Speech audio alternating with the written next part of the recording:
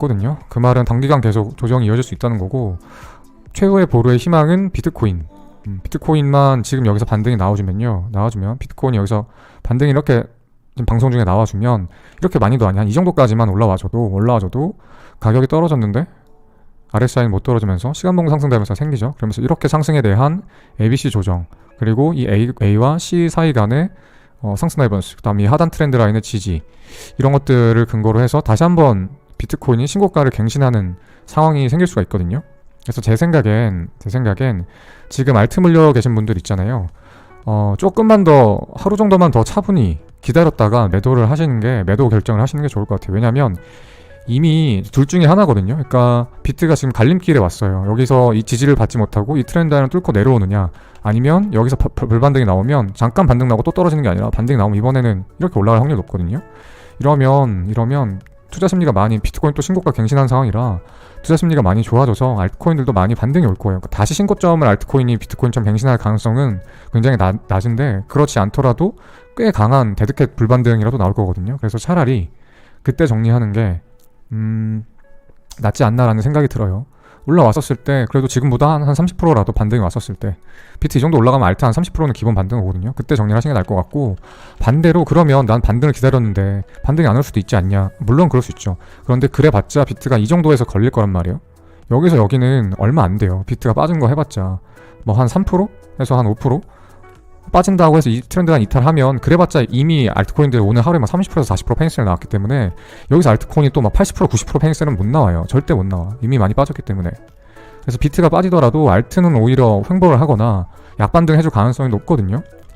그렇기 때문에 제가 봤었을 때 비트가 올라가면 알트 30% 반등 올 거고, 또 빠지면 알트가 얼마 안 빠질 거기 때문에 이것까지는 지켜보고, 이 트렌드 라인 깨진 것까지 지켜보고 판단을 하시는 게, 알트 매도 타이밍을 잡는 판단을 하시는 게 올바르지 않나 라는 생각이 듭니다. 그래서 여러분들이 항상 실수하는 게 뭐냐면, 그러니까 이제 투자를 할 때 여러분들이 알트코인이건 주식이건 뭐 부동산이건 투자를 할 때 딱 두 가지를 조심하셔야 돼요.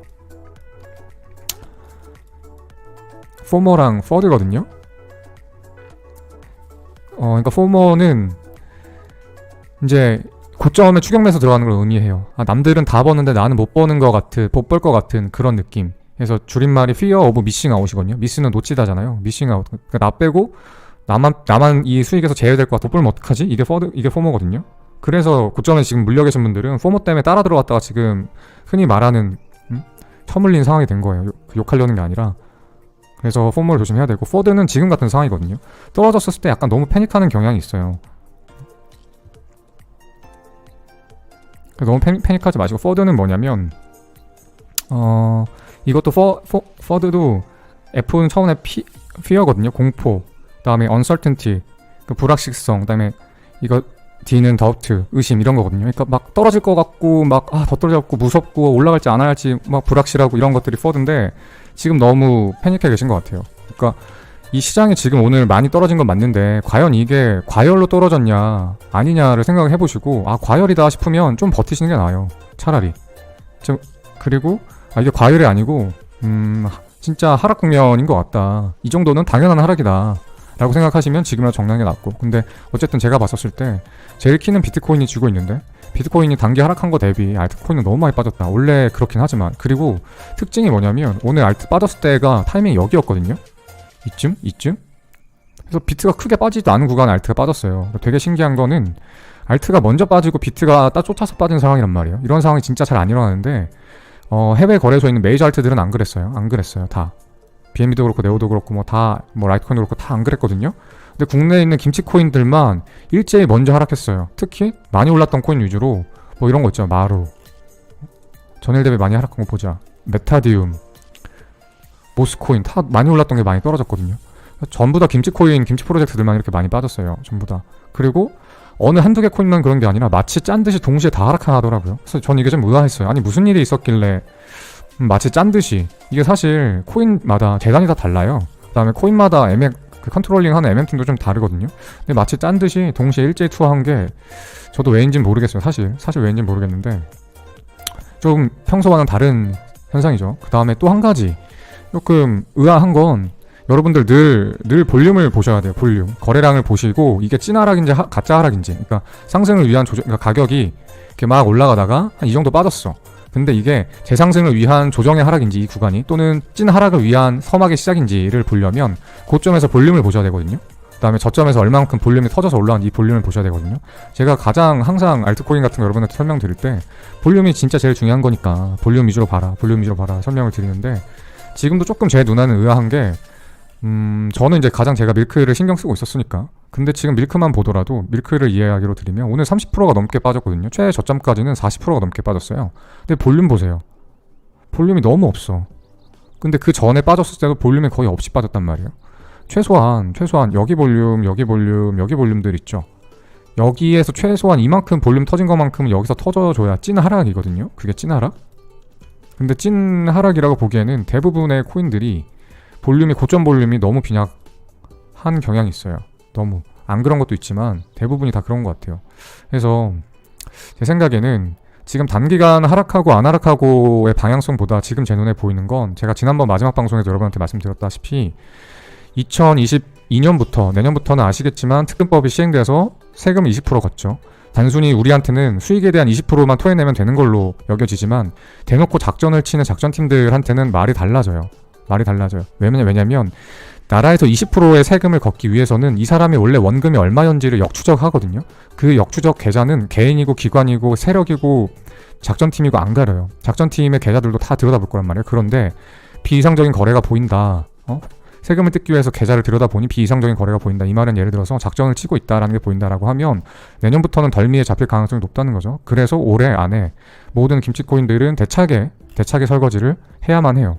그런 관점에서 봤었을 때 아직 올해까지는 8개월이라는 시간이 남아있는데, 그래서 제 생각에는 지금 한번 대차게 조정을 준 게 아닌가 싶어요. 그래서 단기간에는 오히려 이게 더 빠질 수도 있어요. 이렇게. 하지만 연말에는 더 올라간다.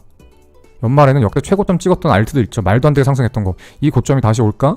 라고 여길 정도로 높이 올라갔던 코인들도 결국에는 신고점을 또 갱신할 거다라는 생각이 들어요. 근데 이제 중요한 건 타이밍이죠. 그럴 것 같았으면 매형남님부터 다 코인 들고 있어야 되는 거 아니냐, 왜 현금화 했냐. 저는 이렇게 떨어질 거 알고 있었으니까 미리 현금화를 했고, 이렇게 폭락했었을 때 다시 다시 매수해서 매수 타이밍을 쟀다가 올라가면 그때 또 팔려고 타이밍을 재려고 일단은 최대한 수익화를 하고 있는 중이었던 거죠. 그리고 이제 그렇다라고 하면은 언제 죽을 거냐, 알트코인을 오늘 엄청 폭락했는데 오늘 왜 알트를 안 주었냐라고 하면 저 또한 아직 최저점은 아니라고 생각하기 때문이에요. 그러니까 제가 단기간에 알트코인 흐름을 말씀드리면 더 빠질 거예요.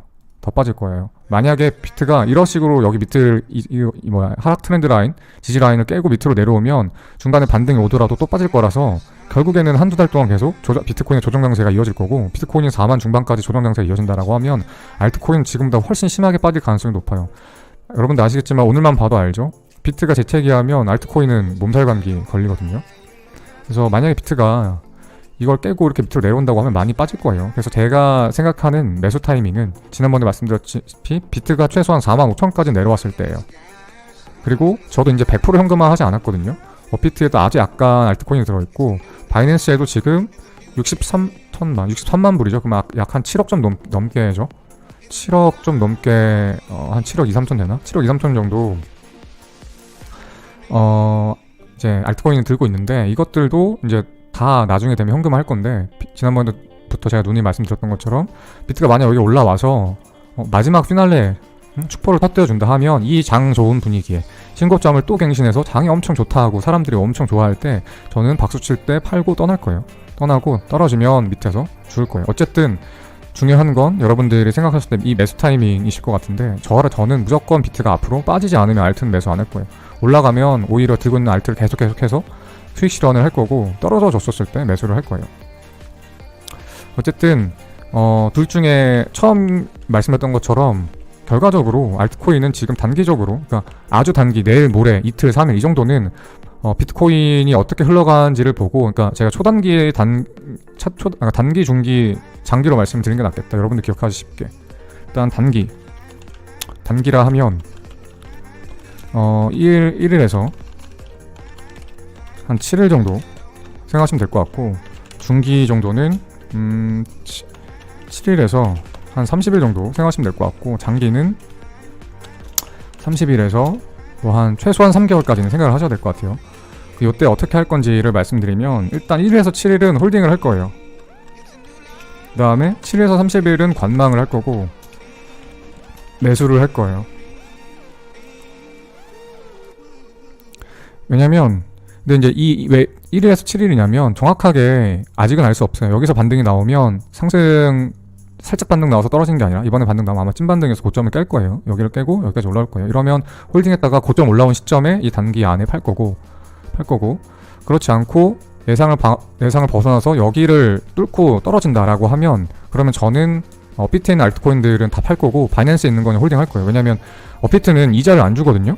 그래서 홀딩할 이유가 하나도 없어요. 그래서 지금 들고 있는 이 한 6천여만 원의 코인은 죄다 팔 거고, 대신에 바이낸스는 뭐 수익 창출 프로그램들이 있죠. 보시면 예적금 상품도 많아요. 연 6%, 7%, 그다음에 유동성 수합 들어가 보면, 여기 유동성 수합을 하게 되면 이렇게 수익을 주는 상품들이 좀 있거든요. 그래서 적어도 연 2, 3%에서 많게는 한 10% 이상 홀딩만 해도 계속해서 수익이 나기 때문에 바이낸스에서는 홀딩을 할 만해요. 장기적으로도. 어차피 내가 이 코인 시장이 끝난 거라고 생각만 안 한다라고 하면 계속 홀딩하면서 예금을 받으면 돼요. 예적금을. 은행 시중금리도 0.9%인데 바이낸스는 최소 한 2, 3%에서 10% 넘는 상품도 있으니까 예적금을 이용해서 그냥 홀딩을 해도 될 것 같아요.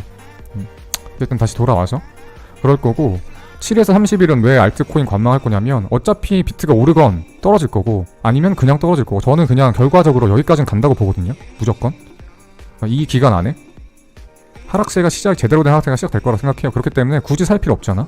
이때는 오히려 선물 거래로 숏을 쳐가면서 수익을 내야 되는 상황인 거죠. 그래서 이때는 선물만 할 거고, 중기적으로는 현물 거래는 안 할 거예요. 살 필요가 하나도 없어요. 최바닥일 때 사는 게 최저점에 사야겠죠.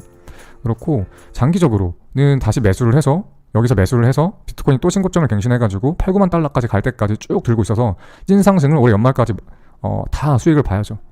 그러면 지금 업비트에 있는 이제 알트들, 하락폭이 정말 컸던 이 알트들도, 뿌리 깊은 나무는 흔들리지 않듯이 알트들도 신고점을 연말에는 갱신해 있을 거예요. 메테아디움이 지금 500원 찍고 내려왔는데 연말에는 1000원은 가 있을 거고, 나머지 코인들도 다 비슷한 상황일 거예요. 모스코인도 한 400원 가는데 이것도 한 1000원 가 있을 거고, 뭐 보나마나 특정 코인 말하지 않아도 다 비슷한 상황일 겁니다. 그래서 어쨌든 지금 이제 단기, 중기, 장기적으로는 이런 식으로 할 거다 라는 게 이게 가장 지금 생각에는 가장 합리적인 판단인 것 같아요. 혹시나 이 생각이 만약에 달라진다고 하면 방송을 켜서 관점이 좀 바뀌었다라는 거는 바로바로 말씀을 드리도록 할게요.